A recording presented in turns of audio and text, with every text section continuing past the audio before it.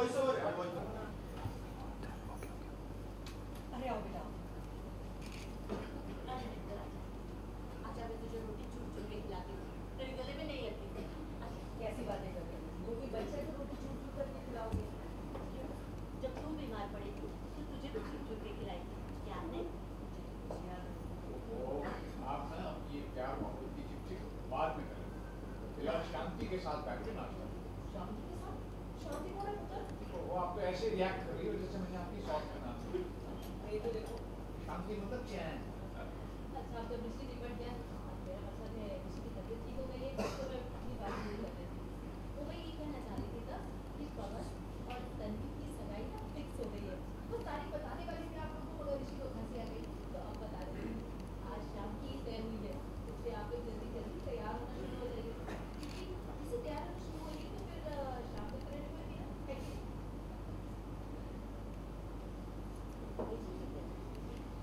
नीचे को क्या है ना, पंडित जी ने शाम का ही शुभ मुहूर्त बताया था, तो पवन के घर वालों को उनके फोन आया तो जानते हैं कि हम लड़की वाले हैं तो मना नहीं कर पाए, पर अच्छी बात है ना, दोनों शादी एक साथ हो जाएगी, है कि नहीं? हाँ?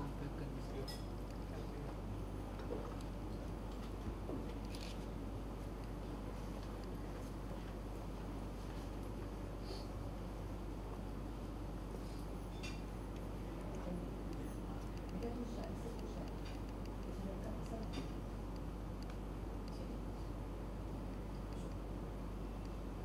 वो कर जाएगी। अरे शादी से पहले सारी लड़कियां थोड़ी सी घबरा जाती है? ये घबराहट वो वाली है। आप भी तो शादी से पहले थोड़े घबराए होंगे, हैं? सगाई तो इसकी भी हुई, पर ये तो घबराई नहीं। अरे वो तो मैं ऋषि को पहले से जानती हूँ। बचपन में जब हमारा रिश्ता तय हो गया था तो मैं भी घबराऊंगी क्योंकि वो मुझे और नहीं मिलते। बचपन का प्रेम। ये तो अनिवार्य है। वॉइस ओवर है बड़ा। दोनों शादी एक साथ हो जाएगी तो अच्छी बात है ना, है कि नहीं?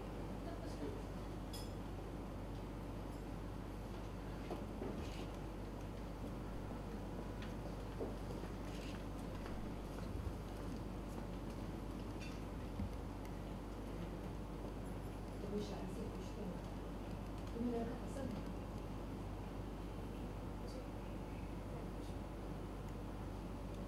वो कर जाएगी। अरे शादी से पहले हर लड़की थोड़ी सी घबरा जाती है, तो ये घबराहट ना वो वाली घबराहट है। शादी से पहले आप भी तो घबराए होंगे, हैं? याद करो। सगाई तो इसकी भी हुई, पर ये तो घबराई नहीं लगी। अरे वो क्या है? मैं तो ऋषि को बचपन से जानती हूँ और हमारा रिश्ता तो बचपन में ही हो गया था, तो मैं भी घबराऊंगी और नहीं तो क्या? बस यही लाइन के बाद तो टेक ओवर करना था। रोलिंग यहीं से। हाँ कृतिका मार्क पे जाना।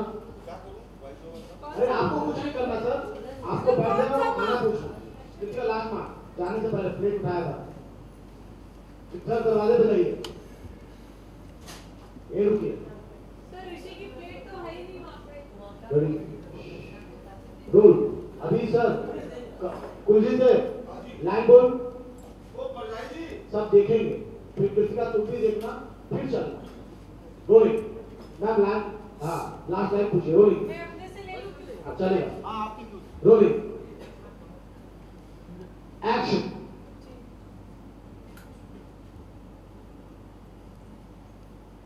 वो कर जाएगी। नहीं नहीं सर बहुत लेट बोल रहे हो।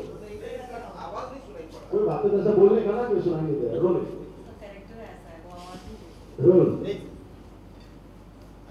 Roll camera rolling rolling action. वो कर जाएगी। वो शादी से पहले हर लड़की थोड़ी सी घबरा जाती है, तो ये जो घबराहट है ना वो वाली घबराहट है। ये कौन सी घबराहट है? अरे लेकिन रोलिंग सर आप खा नहीं रहे कुछ। रोलिंग हाँ एक्शन। वो कर जाएगी।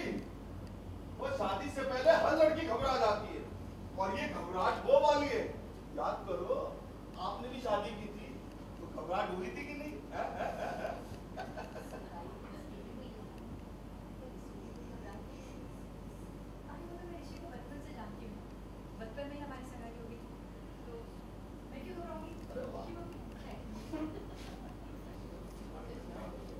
चलिए कटिंग स्टार्ट। इस सीन में ये है कि तन्वी और पवन, मतलब कि जो हमारे पैरेलल लीड ऋषि की जो गर्लफ्रेंड है तन्वी, उन दोनों की एज अ चाची मैं चाहती नहीं हूँ कि तन्वी और ऋषि की शादी हो, तो मैंने उसकी शादी पवन के साथ फिक्स कर दी है। तो यहाँ पे वही डिक्लेयर कर रही हूँ मैं, और इन लोग को बड़ा शौक लगता है कि इतनी जल्दी जल्दी कैसे शादी सगाई फिक्स हो गई शाम की।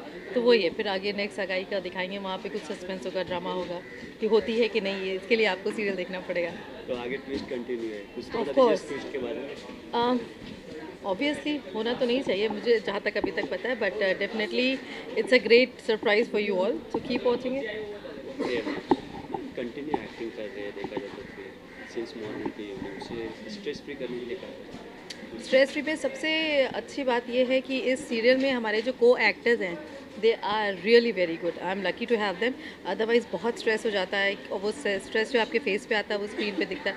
तो हम लोग जितने चेहरे सुंदर सुंदर आपको दिखते हैं वो इसलिए क्योंकि हम लोग को एक्टर्स बहुत एक दूसरे को हंसाते रहते हैं। We keep pepping up, director is very good, although जब स्ट्रिक्ट होते हैं तो बहुत स्ट्रिक्ट होते हैं क्योंकि बड़े बड़े सीन्स उनको टाइम पे कंप्लीट करने पड़ते हैं, तो डिसिप्लिन में ट्रेन रहता है। मगर हम लोग आपस में काफ़ी शैतानियाँ करते हैं, बहुत बदमाशियाँ करते हैं, तो शायद ये लोग आपको बिहाइंड द सीन के कुछ सीन्स भी दिखाएं जो हम लोग सेट्स पे करते हैं। तो that keeps us fresh and क्योंकि आधा फैमिली तो हम लोग का यही होता है क्योंकि आप 12-12 घंटे साथ में हो, तो we share our joys and sorrows together, तो it's a small family for us and that gives us a boost. Director की बात की, और भी सेट्स पे डायरेक्टर, लेकिन इस सेट्स के डायरेक्टर्स के बारे में सभी बोलते हैं कि सबसे ज़्यादा स्ट्रिक्ट है काम के मामले में। Correct. थोड़ा बताइए एज अ ह्यूमन बीइंग कैसे है ये? ही is a wonderful human being. जब मैं नई नई आई थी सेट पर शो में, तो मुझे अनिल सर से मतलब डर नहीं लगता था, but I used to be very angry you know, क्योंकि कभी किसी और सेट पे तो मैम मैम मैम या सर भी बहुत रिस्पेक्ट करते हैं, तो शुरू में मुझे लगता था मैं जवाब दूँ पलट के, but then over the period of time I realize कि he is a very nice person, और सेट पे अगर वो नहीं होते हैं तो वो डिसिप्लिन ही नहीं रहता है। इतने इंटेंस सीन्स होते हैं इतने अच्छे, और उसमें एक्टर्स एज एन एक्टर हम लोग बातें करने लगते हैं, या जो टेक्नीशियंस है वो साउंड डिपार्टमेंट या तो बहुत शोर मचाने लगते हैं, तो वो सीन पे कोई कंसंट्रेट नहीं कर पाता है। So he is a wonderful technician. हमारे जो डायरेक्टर है उनको मालूम है उनको क्या चाहिए, तो वो जब डिसिप्लिन मेंटेन करते हैं सीन्स फटाफट होते हैं, ज़्यादा इंटेंसिटी के साथ होते हैं, सब अपनी लाइंस पे कंसंट्रेट कर पाते हैं। तो फिर बाद में मेरा गुस्सा निकल गया क्योंकि वो सबके साथ ऐसे हैं, वो बड़ा सीनियर एक्टर है या छोटा एक्टर, उनके लिए सब बराबर है, कोई गलती करता है वो बराबर से डांट खाता है। तो मैंने सर को बोला भी, सर मुझे ऐसा लगता है कि यहाँ पे आते हैं हम लोग फुटबॉल खेलने और आप हमारे कोच हैं, वहाँ खड़े रहो, यहाँ से नहीं हिलना। या then I realized handling 4-5 cameras together it's so difficult. तो उनको एक एक चीज़, एक एक माइन्यूट, मतलब कि वो मेन लीड्स पे कंसंट्रेट करें, उतनी देर में उनको पता है कि पीछे कौन रिएक्ट कर रहा है। Everything is in his mind, so that amount of pressure if somebody is taking and doing a wonderful job, I think it's wonderful. वो नहीं होते तो फिर लगता है कि अरे यार सीन नहीं कंप्लीट हो रहा है, लोग कंसंट्रेट नहीं कर रहे। So is a wonderful director as well as wonderful human being. देखा जाए तो ये सीरियल बहुत कम समय में बहुत ज़्यादा टीआरपी Correct. हम लोग जो है के सपोर्ट कुछ ज़्यादा ही पा रहे हैं मैम, इसके पीछे यूनिट का कितना हाथ है? बहुत मेहनत करी है, हम सब ने बहुत मेहनत करी है, और आई बिलीव कि जितने सारे लोग मिलके पॉजिटिविटी होती है तो वो चीज़ स्क्रीन पे भी दिखती है। तो कोई एक नहीं बल्कि हम लोग सब बहुत मेहनत कर रहे हैं इस चीज़ के लिए, and we have wonderful actors, wonderful director, team बहुत अच्छी है।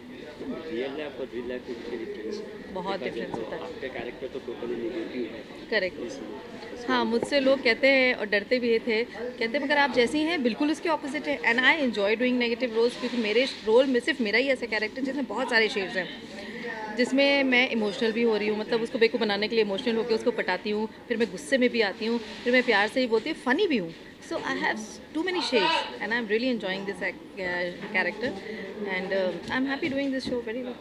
फैंस को बोल दीजिए I love you all and keep watching Kasam and be with us, support us, because आप जितना support करोगे उतनी लंबा ये सीरियल चलेगा and we'll be there in front of you. Thank you so much.